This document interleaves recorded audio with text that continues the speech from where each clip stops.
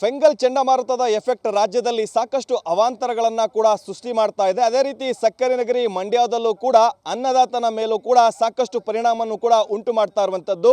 ರೈತರು ಬೆಳೆದಿರುವಂಥ ಬೆಳೆಗಳು ಕೂಡ ಇದೀಗ ನೆಲ ಕಚ್ತಾ ಇದೆ. ನಾನಿವಾಗ ಭತ್ತ ಬೆಳೆ ಸಮೀಪ ಇದ್ದೀನಿ. ನೀವು ಕೂಡ ನೋಡ್ಬೋದು, ಮಂಡ್ಯ ಜಿಲ್ಲೆ ಅಂದರೆ ಕಬ್ಬಿಗೆ ಸಾಕಷ್ಟು ಫೇಮಸ್. ಮತ್ತೊಂದು ಕಡೆ ಸಾಕಷ್ಟು ಪ್ರಮಾಣದಲ್ಲಿ ಭತ್ತವನ್ನು ಕೂಡ ಬೆಳೀತಾರೆ. ಈಗಾಗಲೇ ಭತ್ತ ಮಂಡ್ಯ ಜಿಲ್ಲಾದ್ಯಂತಲೂ ಕೂಡ ಕಟಾವಿಗೆ ಕೂಡ ಬಂದಿರುವಂಥದ್ದು. ಆದರೆ ಕಟಾವಿಗೆ ಬಂದಿರುವಂಥ ಭತ್ತದ ಬೆಳೆ ನೆಲ ಕಚ್ಚಿರುವಂಥದ್ದು. ಈಗಾಗಲೇ 3 ದಿನಗಳಿಂದಲೂ ಕೂಡ ನಿರಂತರವಾಗಿ ಮಂಡ್ಯ ಜಿಲ್ಲೆಯಲ್ಲಿ ಮಳೆ ಆಗ್ತಾ ಇದೆ. ಈ ಒಂದು ಮಳೆಯ ಪರಿಣಾಮವಾಗಿ ಸಂಪೂರ್ಣವಾಗಿ ಭತ್ತದ ಬೆಳೆ ಮಂಡ್ಯ ಜಿಲ್ಲೆಯಾದ್ಯಂತ 100 ಹೆಕ್ಟೇರ್ ಪ್ರದೇಶದಲ್ಲಿ ಕೂಡ ಹಾಳಾಗಿರುವಂಥದ್ದು ದೃಶ್ಯದಲ್ಲಿ ಕೂಡ ಕಾಣಿಸ್ತಾ ಇದೆ. ಈಗಾಗಲೇ ಕೆಲವೊಂದಿಷ್ಟು ಕಡೆ ಈಗಾಗಲೇ ಕಟಾವನ್ನು ಮಾಡಿ ರೈತರು ಭತ್ತವನ್ನು ಮಾರಾಟ ಮಾಡಿದ್ದಾರೆ. ಮತ್ತೊಂದು ಕಡೆ 2-3 ದಿನಗಳಲ್ಲೂ ಕೂಡ ಭತ್ತವನ್ನು ಕಟಾವು ಮಾಡಬೇಕಾಗಿತ್ತು. ಆದರೆ ನಿರಂತರವಾಗಿ ಮಳೆ ಬರ್ತಿರುವಂಥ ಹಿನ್ನೆಲೆಯಲ್ಲಿ ಭತ್ತದ ಬೆಳೆ ಸಂಪೂರ್ಣವಾಗಿ ನೆಲ ಕಚ್ಚಿರುವಂಥದ್ದು.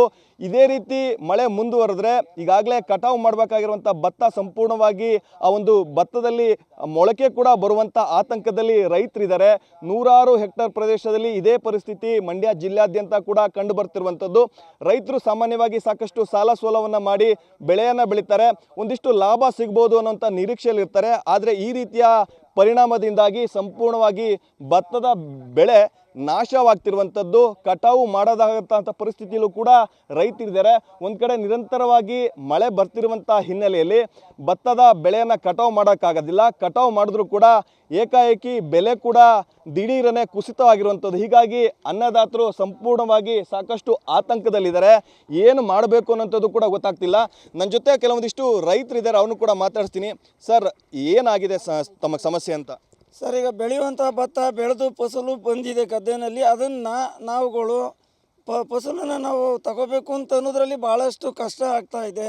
ಈ ಮಳೆ ವಾತಾವರಣದಿಂದ ಈ ರಾಸುಗಳಿಗೆ ಹುಲ್ಲು ಸಿಗ್ತಾ ಇಲ್ಲ. ಆದರೂ ಕೂಡ ಬೆಳೆದಂಥದ್ದು ಭತ್ತ ಕೂಡ ತಗೊಳ್ಳಿಕ್ಕೆ ಭಾಳಷ್ಟು ಕಷ್ಟ ಕೂಡ ಆಗ್ತಾ ಇದೆ. ಈ ಮಳೆ ತಕ್ಷಣಕ್ಕಾದ್ರೂ ನಿಂತು ವ್ಯವಸ್ಥೆ ಆಗಿದೆ, ನಾವು ಮಿಷಿನ್ನಿಂದ ಕಟ್ಟಿಂಗ್ ಮಾಡಿಸ್ಕೊಂಡಾದರೂ ಕೂಡ ನಾವು ಒಂದಷ್ಟು ಫಸಲನ್ನು ಪಡ್ಕೋಬೋದಾಗಿತ್ತು. ಆ ದೆಸೆಯಿಂದ ಈಗ ಮಳೆಯ ಎಫೆಕ್ಟಿಂದ ಎಲ್ಲವೂ ಸಂಪೂರ್ಣ ಲಾಸ್ ಆಗ್ತಾ ಇದೆ. ಈ ಪರಿಹಾರ ಏನಾಗುತ್ತೋ ತಾವೇ ತಿಳಿದು ಹೇಳ್ಕೋಬೇಕಾಗಿದೆ ನೋಡಿಪ್ಪ. ಸರ್, ಈಗಾಗಲೇ ಎಲ್ಲ ನೆಲ ಕಚ್ಚಿದೆ ಸರ್. ಇನ್ನೇನು ಮೊಳಕೆ ಬರುತ್ತೆ. ಇದೇ ರೀತಿ ಮಳೆ ಬಂದರೆ ಮೊಳಕೆನೂ ಕೂಡ ಬಂದ್ಬಿಡುತ್ತೆ. ಒಂದು ಕಡೆ ಈ ರೀತಿ ನಿರಂತರ ಮಳೆಯಿಂದಾಗಿ ಬೆಲೆ ಕೂಡ ಕುಸಿತ ಆಗ್ತಿರೋಂಥದ್ದು. ಏನು ಹೇಳ್ತೀರಿ ಸರ್? ಅದೇ ಸರ್, ಈಗ ಯಾರೂ ಬರ್ತಾಯಿಲ್ಲ ತಗೊಳ್ಳೋಕ್ಕೆ, ದಳ್ಳಾಳಿಗಳಿವೆ. ಇದರಿಂದ ನಾವೇನು ಮಾಡೋಕ್ಕಾಗ್ತಿಲ್ಲ. ರೈತರಿಗೆ ಲಾಸ್ ಆಗ್ತಿದೆ ತುಂಬ. ಏನಾದರೂ ಸ್ವಲ್ಪ ಸಹಾಯ ಮಾಡಬೇಕು. ಅಲ್ಲ ಸರ್, ಈಗ ಹಿಂಗೆ ನೆಲ ಕಚ್ಚಿದೆಯಲ್ಲ, ಅದನ್ನ ಕಟಾವು ಮಾಡ್ಬೋದಾ, ಮಾರಾಟ ಮಾಡ್ಬೋದಾ, ಏನಿದೆ ಸರ್? ಯಾರು ಬರ್ತಾನೆ ಇಲ್ಲ ಸರ್ ತಗೊಳ್ಳೋಕ್ಕೆ. ನೋಡಿದವರು ವಾಪಸ್ ಹೋಗ್ತಾ ಇದ್ದಾರೆ ನೋಡಿದ ತಕ್ಷಣ. ಹೌದು ಸರ್. ಒಂದು ಕಡೆ ಈ ಥರ ನಿರಂತರವಾಗಿದ್ರೆ ಆ ಭತ್ತದಲ್ಲೂ ಕೂಡ ಮೊಳಕೆ ಬರುತ್ತೆ ಸರ್. ಮೊಳಕೆ ಬಂದರೆ ಯಾರು ನಾವು ತಿನ್ನೋಕ್ಕಾಗಲ್ಲ, ಇಲ್ಲಿ ರಾಸುಗಳಿಗೂ ಆಗಲ್ಲ ಸರ್. ಲಾಸ್ ಆಗ್ತಾ ಇದೆ. ಏನು ಆಗ್ರಹಿಸ್ತೀರಿ ಸರ್ ಸರ್ಕಾರಕ್ಕೆ? ಏನಾದರೂ ತಿಳಿದು ಅವರೇ ಮಾಡ್ಬೇಕು ಸರ್, ದೊಡ್ಡವರೇ ತಿಳಿದು. ಏನಾದರೂ ರೈತರು ತಿರ್ಗಾ ನೆಕ್ಸ್ಟ್ ಬೆಳೆ ಬೆಳಿಬೇಕು, 4 ಜನಕ್ಕೆ ಅನ್ನ ಹಾಕಬೇಕು ಅಂತಂದರೆ ರೈತರು ಏನಾದರೂ ನೀವು ಪರಿಹಾರ ಘೋಷಿಸ್ಬೇಕು ಸರ್. ಇದಿಷ್ಟು ಕೂಡ ಇಲ್ಲಿನ ರೈತರು TV9 ಜೊತೆ ಹೇಳ್ಕೊತಾ ಇರುವಂಥದ್ದು.